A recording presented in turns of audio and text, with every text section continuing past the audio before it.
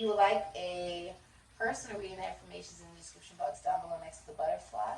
So the first card you have is Selfish Lover, Nothing to Offer. Okay, I shouldn't love you, but I couldn't help it. I always knew you were too damn selfish. And there's like these middles here, it says still broke. So somebody is like really selfish, like it's uneven. You have incoming apology, I'm sorry. I feel like somebody could have even been like one person's more financially stable than the other person and someone took advantage of that possibly. My family and friends say you're no good for me. Okay. And the spell worked. Yeah, it's working. So somebody's friends and family say that you're like no good for them. And a spell worked. So if you've been doing like on myself, I do love spells on myself. All the voodoo that I do is directed towards the one person who's actually wearing it. It has no impact on anybody else. So you may have been doing like love spells on yourself, which sometimes I do love spells on myself to remove blockages, which can be psychological, can be spiritual, okay, that can help with spiritual healing, different things of that nature to open up the road to love, which means it can enhance self-love, the love for my job, the love that I am able to express to the ones that I love, like my family, my animals, you know, my pets, these different things. If you did do some kind of spell work on yourself, yes, it worked. Okay. Cool. Somebody's friends or family say that you're no good for them. Okay. And vice versa. But there isn't an apology. Someone's saying, I'm sorry. Someone's been a very selfish lover, like, just, like, that can even be, like, you're a really healthy communicator and this person, like, ghosts, abandons the conversation, is, like, really bad at, like, communicating on purpose. Or just doesn't have anything to offer, like, they don't have anything to offer energetically, emotionally, mentally, spiritually, sexually, physically. Which means you're not dealing with somebody who should be wearing a crown. You could be dealing with somebody who is a clown. Okay? So know the difference. If somebody is deciding to not do something to show that they appreciate and they care and they love somebody, then it's because they don't want to. Not because they can't, but because they don't want to. The future. This is a scandal. You have a card that just flew out. Okay. Nine of Cups. Okay. So a lot of you are becoming single. Alright. Yeah. I see that there's like no communication. Okay. So you have Nine of Swords, Gemini, Mars, Page of Wands, Aries, Leo, Sagittarius, Scorpio, Thesis. You have the Ten of Cups, Pisces and Mars, and the Seven of Cups, Venus and Scorpio. You have the Nine of Cups, Pisces and Jupiter, and the Queen of Cups, Gemini, Cancer, Pisces, Scorpio. And you have the Sun, Leo. So, okay, I see that there's been a lot of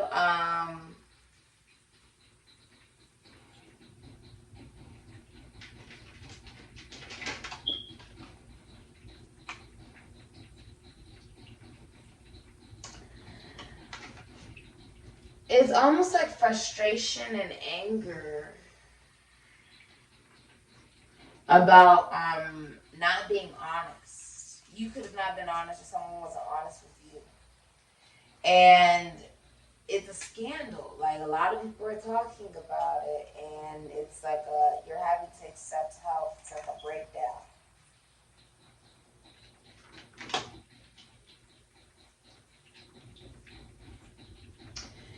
If you're in a relationship, you're pretending to be much happier than you really are to the people around you.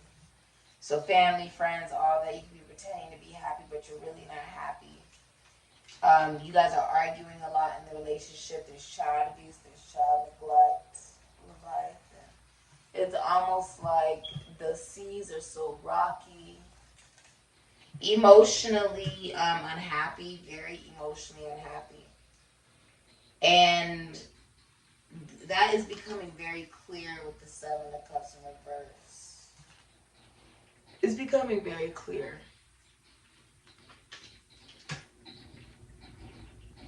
A lot of you were staying in a connection because you didn't think that you could find better.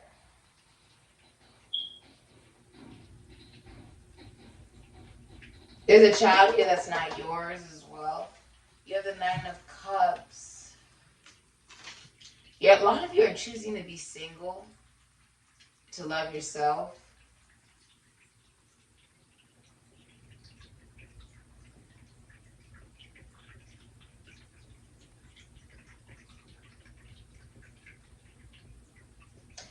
If you're in a relationship,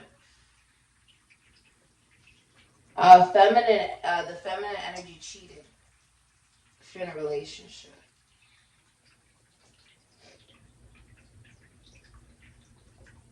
Or is emotionally manipulative. And if you are single, it's like you're really paying more attention to what you emotionally want than what others emotionally want. Well aware that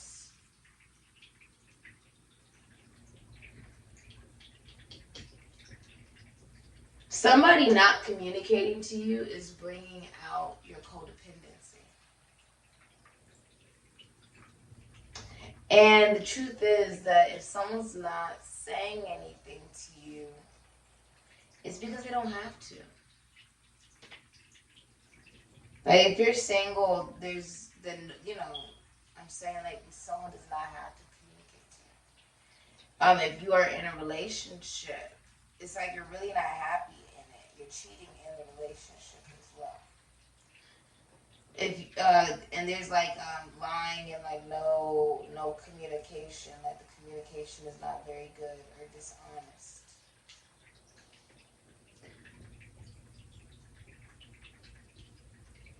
You know what this is honestly showing you, and I say this because many people don't really think of life like this. Everybody is our teacher, and sometimes it's just experiences. Like, okay, somebody not saying anything to you, they could be going through, or you not saying something to someone. I feel like you haven't been saying something. But what I'm saying is you could have been going through a really horrible breakup. You could have lost a family member. You could have lost your job or been really badly injured, or you're just really depressed and you're going through a lot and you just really don't want to talk, right? That's okay. It meant that you had to take time away from others. And it also taught, it almost didn't even teach, but it shows you like who is going to be there and still love you even when you're not able to always be available. And there is a releasing of people who they just want you to always be available. You can always be available.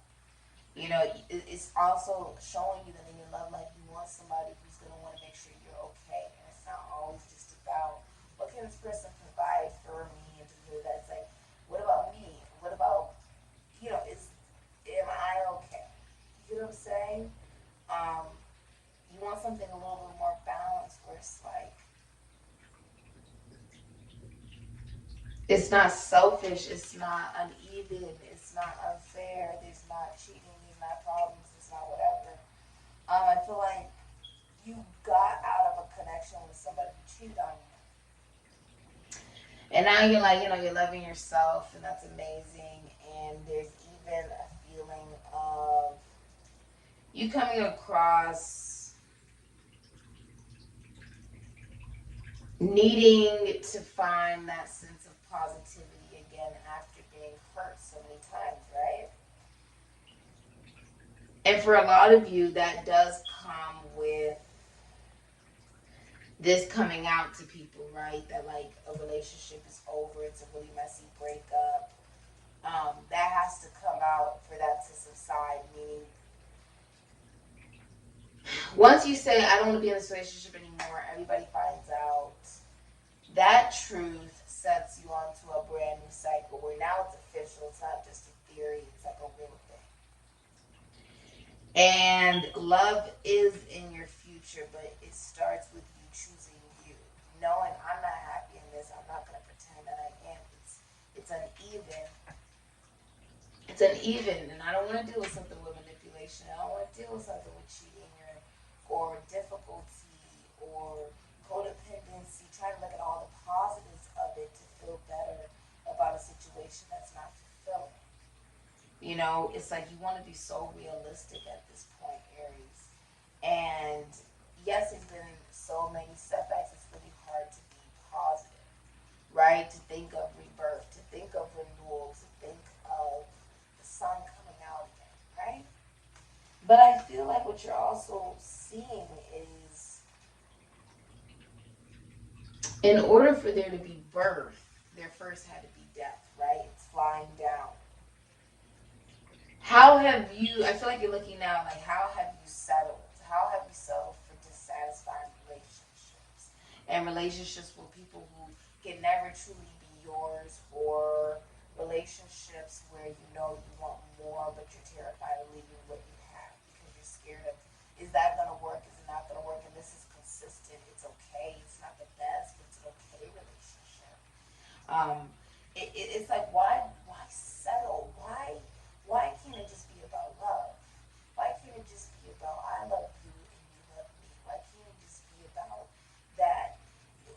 I love the way that you talk, and I love the way that you explain that particular subject, and I love the way that you move, the way that you dance, the way that you yawn a little bit, or whatever it is. Why can't it be love?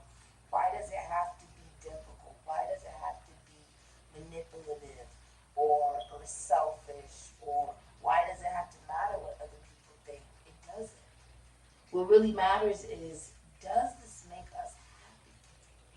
So many people are natively talking about who you may be wanting to be with. And the truth of the matter is, if you feel like a relationship is what's best for you, and you want to connect to it, then be in that connection and relationship. And if you feel like you need to get out of something that is not right for you be in the best relationship with yourself, then do that. And if you feel like you already know who you want to go with, but you feel like you need to heal, do that. But it's like you want something real, you know? And you're also realizing that the truth is it'll come when the time is right. There's no rush for it. I said this a couple of days ago. I said, I'm trying to be the best Sydney that I can be today. Learn how to have healthy communication with other beings, to be emotionally available, to listen before I react, to evolve, to be able to have healthy connections with other individuals. And it's saying that working on yourself, focusing on yourself, there's nothing wrong with that. That's what I've been doing. I just focus on myself, what it is that I want to achieve, you know, how do I want to evolve and become a better woman today. And that's what I feel is most significant and most important. You know, is the relationship that you have with yourself and your spirituality and, you know, whoever it is that you may believe in. Your mission, your purpose. You know, what am I contributing to this universe, and how am I helping? You know, how am I helping the global collective? What is my mission? So that's what I've been like really putting myself into, knowing that the time we have on this earth should be spent being able to help through our mission. You know, utilizing our gifts and our talents to be able to make a true positive impact in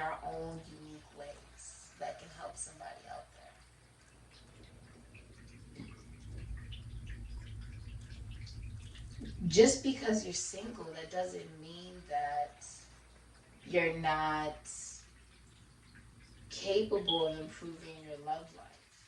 You can improve your love life by learning how to communicate better with others. You can improve your love life by meditating more and being able to explore the love that you have for yourself. You can improve your love life by doing affirmations in the mirror, like I do, and talking to yourself in a very positive and high vibrational manner. You know you're ready for a relationship when you don't need a relationship because you already have a very strong relationship with yourself. I believe that whatever's meant to be will be. There's no rush for anything.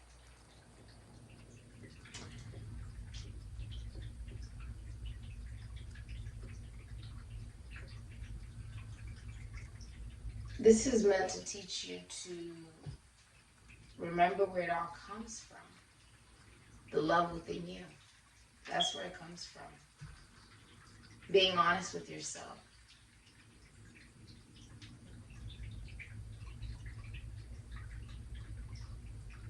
This has been your reading, Aries.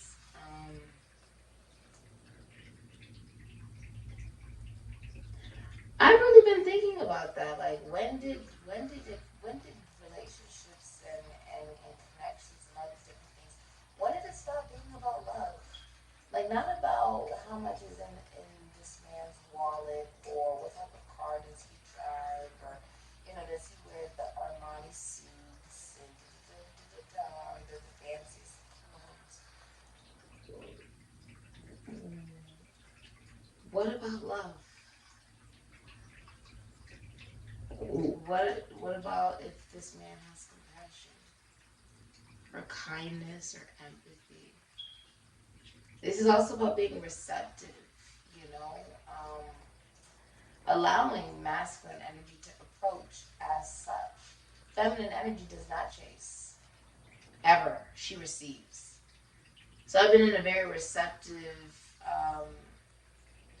position, I feel, putting myself in receptive positions, where it's all about receiving rather than trying to make something that, it isn't. It's like, if it's meant to be, then it'll be in its own manner. Because if somebody wants something, then they'll show that they want it. And if they're not, then it's because they don't want it. So I feel like this is also about allowing yourself to receive, and knowing that real love is being able to have really amazing, fun time with another individual. Being there for them through thick and thin. Being able to know that this person loves you and values you and is honest with you. And, a real man, when they really are actually interested in you, will show you through their energy and their effort when they feel that they're prepared to give you something solid. If they feel that they cannot do that, then they will not approach you. And that is just showing how much that person has respect for you, that they don't want to come towards you with nothing to offer. A real man will want to be able to provide for you and love you and never disrespect you, not offend you, and make sure that they're okay before they come into your life and mess up what you got going on with your success. So, it's really about just compassion, and I'd rather have. My papa, he told me this once. He said, a man with wisdom is never poor. In Nigerian tradition, he told me that when you are to be married, that the man would typically approach him and talk to him, and there would be questions that he would ask before he would ever allow the man to approach me. And I said, what questions would you ask? He said, what type of family does he come from? Meaning, do they have a family full of people who are open-minded, or kind, or compassionate, or loving, or trustworthy? Or are they abusive? Are they not kind? Are they rude? Because these are things that your grandchildren are also going to be seeing. So he said also, what type of education does he have? What type of goals does he have? Why is he interested in my daughter? These different questions. Why her out of everybody? Why her? Does he have compassion? Does he have kindness? Does he have empathy? Baby God, does he have empathy? These are things to pay attention to. How does he treat his mother? What is his relationship like to spirituality? How he treats his mother will show how he would treat his woman as well. Also, he said rather the mother was good or bad. How does he treat her? And also, who does he hang around? So these are things to pay attention to. It's not just about somebody's finances. It's about like who someone is and the love that you can have with another individual and the beauty that you're able to create with that person and seeing that person.